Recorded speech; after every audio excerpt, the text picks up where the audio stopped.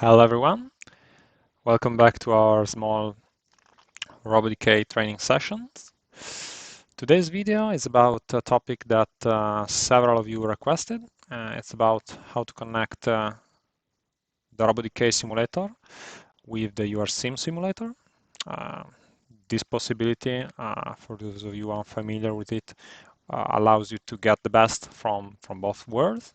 So basically you can get the rendering capabilities of RoboDK, so the capability of importing CAD models, obstacles, grippers, and all that stuff, with the possibility of programming in the programming interface we're used to, so the UR1, where you can get like the full complexity of our programming language. And also it allows you to use the path planning and all the safety settings and stuff like that that you would use that will be used on a real robot. So this means that if you run a program on your sim, you basically get comparable cycle times and behavior on what you would get on a real robot, at least for lots of applications, namely the ones where force is not involved and where payload and stuff like that is correctly defined. Okay, so this is the target. There are a few steps in order to get the connection between the two programs up and running. It works best if you have at least two screens, one where you can put RoboDK and the other one for the URSIM simulator. So far we'll be doing all in one screen, but in case you have them and you're following me step by step, I strongly advise you to use two screens. Okay, so from the RoboDK side, this is the station that we last finished last time. So this is our starting point. Besides this station, you will also need a URSIM virtual machine. I assume you are all familiar with how to download and how to use our virtual machine. You can find it in case on our support website alongside a short guide for the installation. In order to be able to connect the two softwares, we will need them to be able to exchange messages over the network. So first thing to do is to go on the settings of your sim simulator and provide it with some network capabilities. You could, for example, enable a bridge between the network adapter on the virtual machine and one of your network adapters. There are other ways to do it, but this is one of the simplest. So when we run the virtual machine, now it will be connected as if it was a separate, a different machine on my Ethernet adapter. So we adjust that setting and we can start the virtual machine. It is going to take a little bit of time. So in the meantime that the virtual machine is starting, another step that we need to do is to download from our support site the RTDE library, the RTDE protocol library implementation that we provide in this support article, the real-time data exchange article. Doesn't really matter what version of the library you are using, as long as it is a reasonably recent one. You can download the library, and then you will find it. Okay, we can find it here in the downloads. You can extract all the files that are inside, and we are actually, for now, we are not interested in the examples, but just in the library itself. And we are basically interested to having RoboDK being able to use this library. So we are going to copy this whole folder, the RTD folder, which contains all the Python files of the library.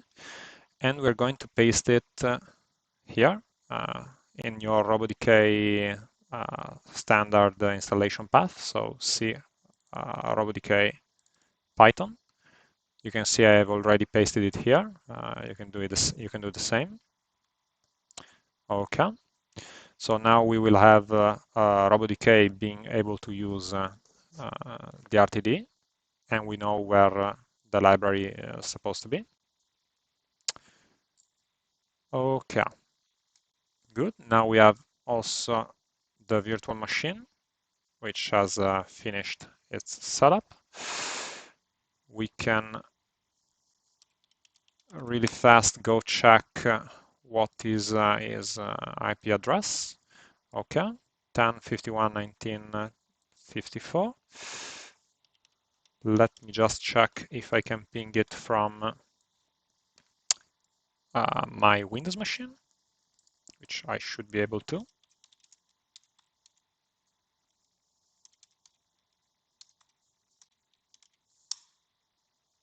Okay, great. So now we have one virtual machine. We have my Windows machine, which is able to reach it. So they're able to exchange data over the network. And we can run, okay, this one, for example. We can run any of the simulators of the robot simulators inside the virtual machine.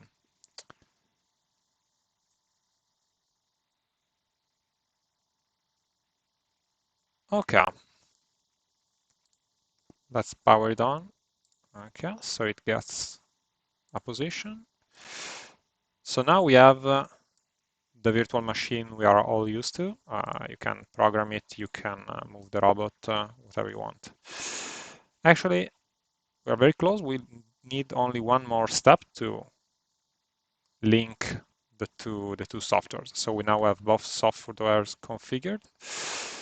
Good. The last step is to go inside RoboDK. Inside RoboDK, we have been doing some programming, and so far we've always been using the GUI programs. We've always created programs using the GUI. It is actually possible also to use Python inside RoboDK. So you can click here, add a Python program, or you should also be able to find it here, under program, add Python program. This will add you a Python program to the simulation tree. If you right-click on it and you go on Edit, you will see that for now this is an empty Python script. It basically does not do much. It just says, hey, you have not edited me, I'm not doing anything. But we can actually use this Python program to interact with the simulation. So far, we have not seen anything about this, but perhaps we will in a later video. But for now, it's important just to know that you can program, you can write a Python program doing whatever you want that is able to interact with the simulation, okay? Because RoboDK has got two libraries, two modules, these two modules, the RoboDK module and the RoboLink module, which create some functions that allow you to interact with the simulation. Once you have created a Python program, in order to run it, all you have to do is to double click on this program, on the icon in the simulation tree. Right now, you can see that we ran it, and all it's doing is raising a Python exception because that's what it was instructed to do, Python program not edited. But that's okay, that's fine. That's the default behavior. So what we're going to do next, the last step, is to put here the link between the two programs, the RoboDK simulator and the URSim simulator. So we will have here some Python code that will be based on the RTD library that UR provides. They will get some data from the simulated robot, or vice versa. It could share data, it could send data to the simulated robot. And we will use the Python functions that RoboDK creates to interact with the simulation based on the data that we get from the simulated robot. What you can see here is a very short, very simple program that basically does exactly that. I hope you are familiar with the RTDE interface and with Python.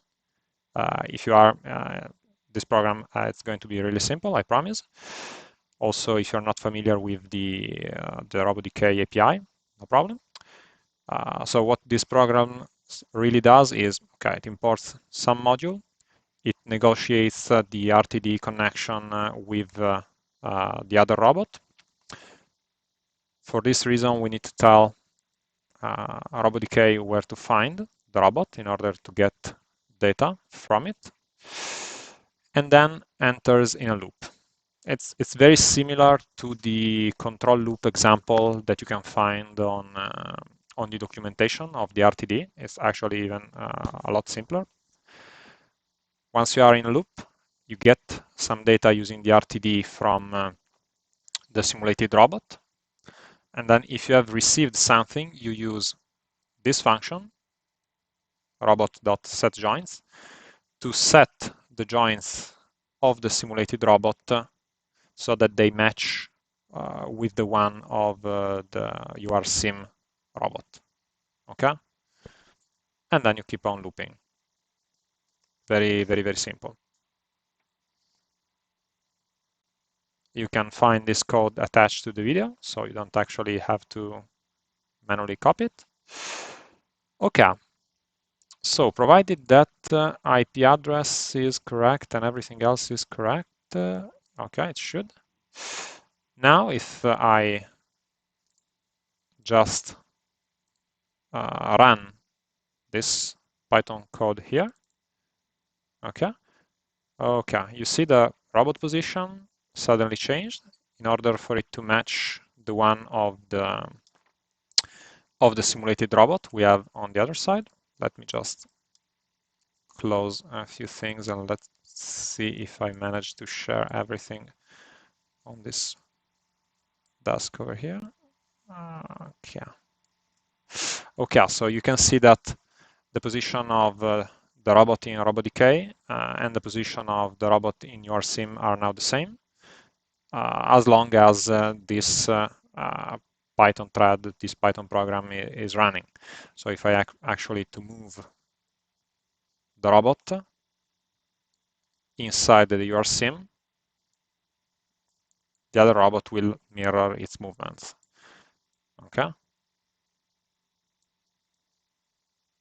So if I am actually to create a program, any sort of program from within the GUI, I can then just run it, provided that I can reach the play button, which I can, lucky me. You can then move the robot, you can program, you can do whatever you want from inside the GUI. So you're no longer limited to what is possible from within the RoboDK GUI, but you actually have the whole UR programming language at your disposal. And more importantly, you can see what the robot is doing. So you can create a program looking at what the robot is doing, but when you are going to, for example, get some cycle time from inside the virtual machine, it will actually be accurate, okay, or reasonably accurate.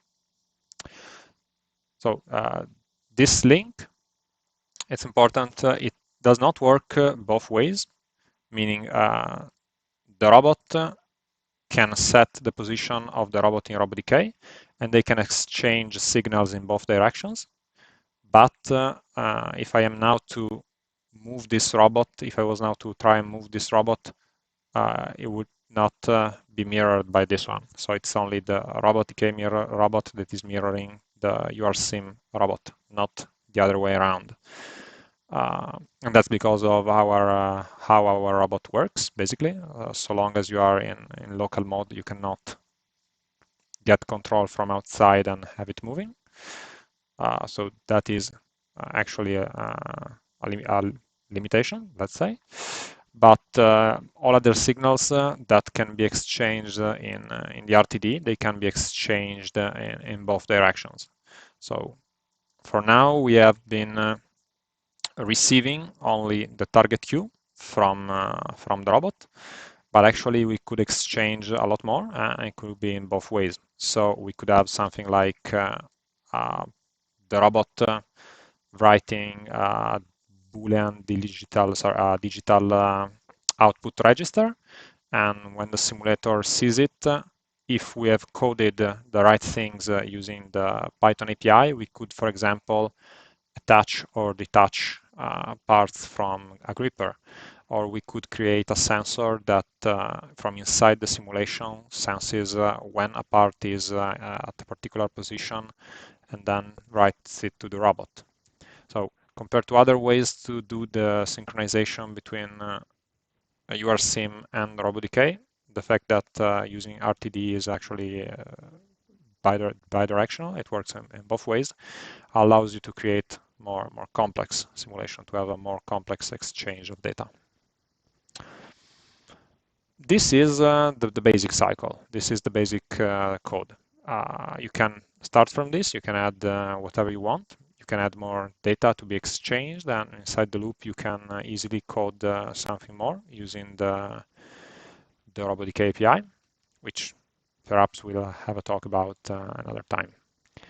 But for now, this is it. I hope you have enjoyed it. In case you have any questions, please let me know. See you soon.